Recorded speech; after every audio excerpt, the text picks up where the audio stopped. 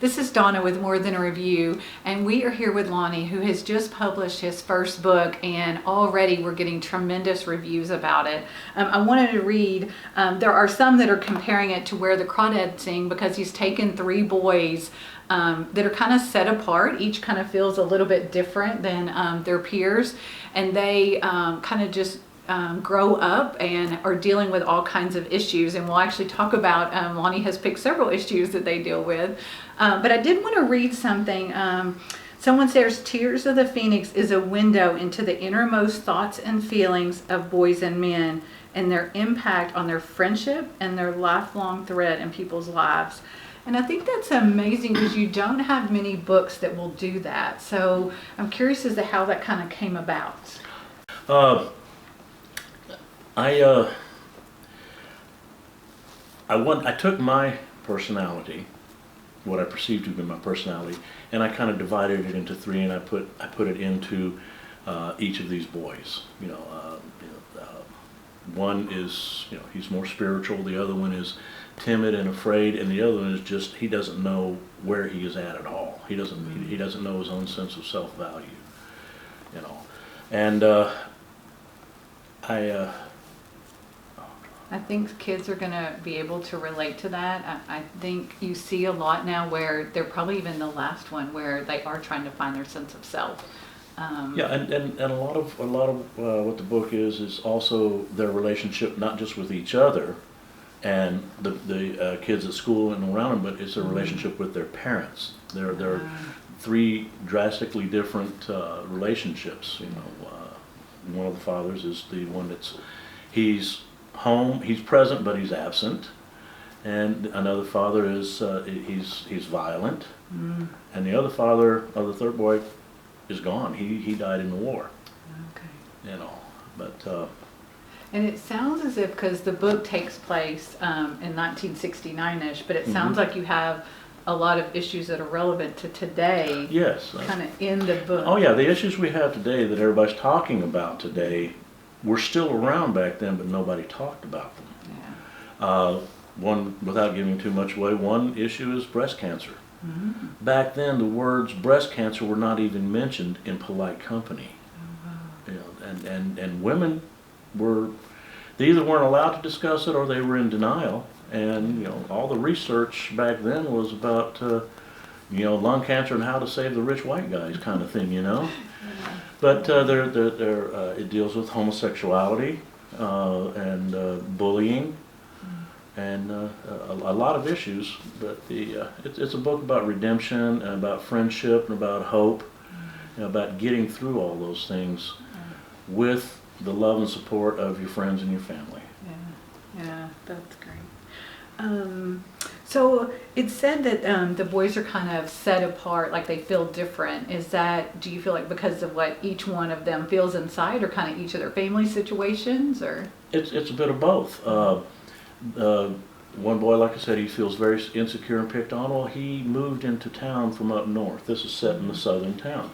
He moved into town, and he's a small guy, and his accent sets him apart. And the fact that he moved into town because his father was, put in charge of a factory. Now he's one of the richest, they're one of the richest kids in town. That sets him apart, and he has to contend with that, And the other boy is at the opposite end of the scale. He on a farm, and he wears jeans to school that his mother sewed holes on and things like that. And then the main character is somewhere right in the middle, but he's the one that doesn't have the guidance of a father. He only has mom and his uncle.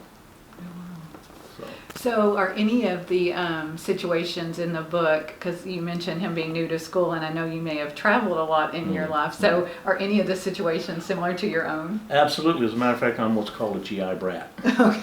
I was born in an Army hospital, and I was raised on Army bases all over, in Europe and all over the United States and what have you. And the Army brats out there, or the GI brats out there, would understand that you make friends quick and you lose them quick. Because their fathers get transferred, or your father gets transferred, or something, or mother, as the case may be. So military children grow up differently, a different set of I guess, a different level of confidence or a lack of. Yeah. You know, we don't get the skills that a lot of the longtime friendships develop. So Yeah. we go in different directions. Yeah. But then you probably get the skills of being forced to make friends. Oh yeah, with yeah, some yeah. new friends We and- typically a GI Yeah. brat's not going to be withdrawn and shy. Yeah. Typically they're going to go, hey, how you doing, kind of thing, you know. Yeah, that's good. So you, it said the story is healing the hearts of men and boys and the women who love them. Mhm. So kind of tell us why people would be saying that. What are they getting out of it? Well, the healing of the boys is the friendships that they make and the way they help each other get through what, you know, the individual you know, life crisis that they're each going through. And that's how they help heal each other's hearts. Where it helps heal the men's heart is well, that absent but present father. He wonders at some point, how is it too late? Can I repair?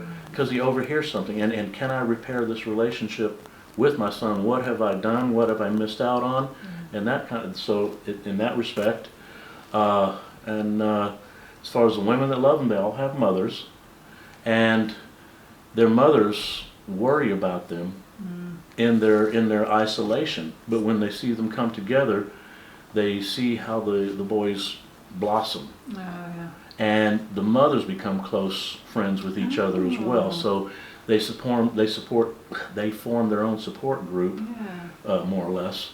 And you know, everybody just starts moving forward from their individual tragedies and crises. That is good. So do you have any future books that you've got that you're thinking? Well, as a matter of fact, I'm writing, I'm several chapters into the sequel for this one. Oh, good.